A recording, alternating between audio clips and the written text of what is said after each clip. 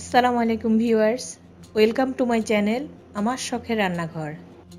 আজকে আমি তৈরি করব পেঁপের সেমাই। এটা আমাদের নানি দাদিদের থেকে শেখানো একটা সেমাই। আগেকার দিনে এখনকার মতো এত কেনা জিনিসের প্রচলন ছিল না। আমাদের নানি দাদিরা এবং মায়েরা সব নিজে হাতেই তৈরি করতেন। আর এই সেমাইটা আমি আমার নানুর কাছ থেকে শিখেছিলাম। সেমাইয়ের জন্য আমাদের লাগবে মিডিয়াম সাইজের একটা পেঁপে। আমি এখানে পেঁপেটা ভালো করে ছিলে ভিতর থেকে বিচি এবং নরম অংশ একটা চামচ দিয়ে ভালো করে তুলে নিয়েছি। আর নিয়েছি একটা গাজর। গাজরটাও আমি ভালোভাবে ছিলে নিয়েছি। গাজরটা আমরা পুরো ইউজ করব না, আমি এখানে কালারের জন্য অর্ধেকটা ইউজ করব।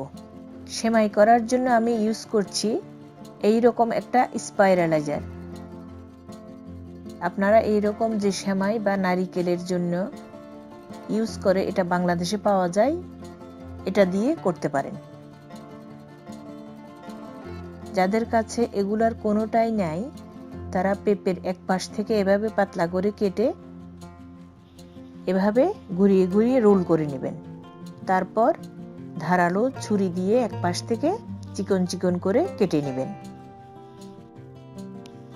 আমি এখন সেমাই করে নিচ্ছি। পেঁপেটা এভাবে লম্বা করে ধরে এক সাইড থেকে স্পাইরালাইজার দিয়ে টান দিলেই হয়ে যাবে।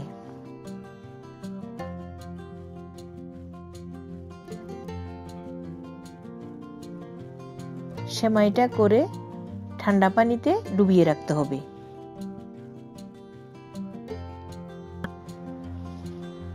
আমি চুলায় একটা পাতিলে পর্যাপ্ত পরিমাণ পানি দিয়ে বসিয়ে দিয়েছি। পানিটা পুরোপুরি বলক আসলে আমি সেমাই দিয়ে দেব।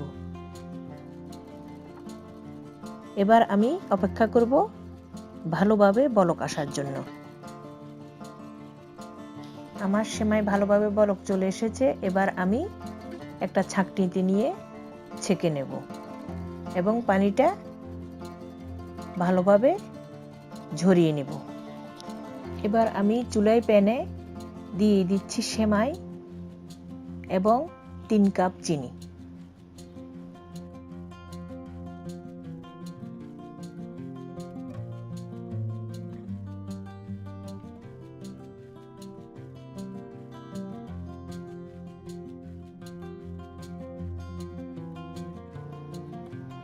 আমি এটা আস্তে আস্তে নাড়তে থাকব।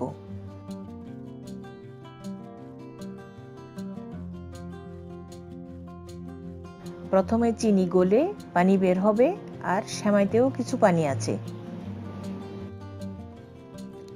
এবার আমি এটা আস্তে আস্তে নাড়তে থাকব। সেমাইটা চুলায় দিয়ে কোনো দিকে যাওয়া যাবে না।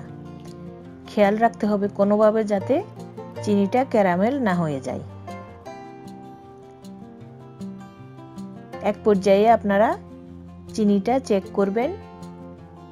হাতে যদি বেশ স্টিকি মনে হয়, তাহলে বুঝবেন চিনির পরিমাণ ঠিক আছে।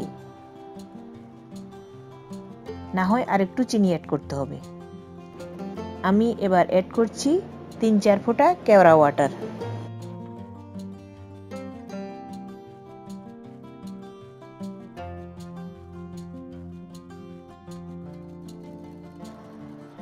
এবার অ্যাড করছি কিছু বাদাম ও কিশমিশ।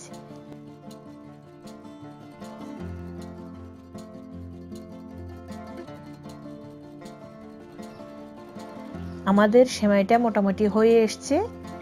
এখন এটা আমি নেড়ে নেড়ে একদম শুকিয়ে নেব। দলাগুলো নেড়ে নেড়ে ভেঙে দিতে হবে। এ পর্যায়ে একটা কাঠি বা কাঁটা চামচ ইউজ করতে হবে। এই সময় খেয়াল করবেন সেমাইগুলো চিনি কোট হয়ে একটার থেকে একটা আলাদা হয়ে যাচ্ছে।